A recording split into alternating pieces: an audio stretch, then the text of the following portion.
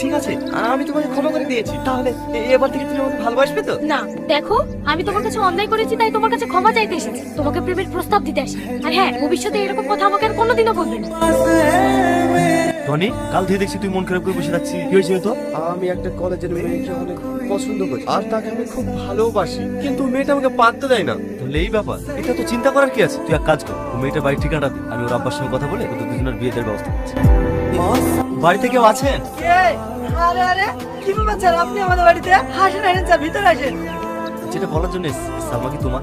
হ্যাঁ স্যার, কিছু হয়েছে নাকি? আসলে আমার ছেলে আপনার মেয়েকে খুব ভালোবাসে, তাই বিয়ের প্রস্তাব নিয়েছি। যদি আপনাদের কোনো আপত্তি না থাকে। হ্যাঁ, আপত্তি কেন থাকবে, এ তো আমাদের সৌভাগ্য। তাহলে তো ভালোই হলো, একটা ভালো দিন দেখে এই 4 হাত এক করে দেওয়া হোক, কি বলো বিয়ে আমার? আপনি দিনটা দেখুন, আপনি যেদিনকে বলবেন আমি সেদিনকেই আমার মেয়ের বিয়ে দেব। না মা, আমি ওকে বিয়ে করতে পারবো। তুই আর জেদ করিস না মা, আজ না হোক কাল ওদের বাড়ি যেতেই হবে।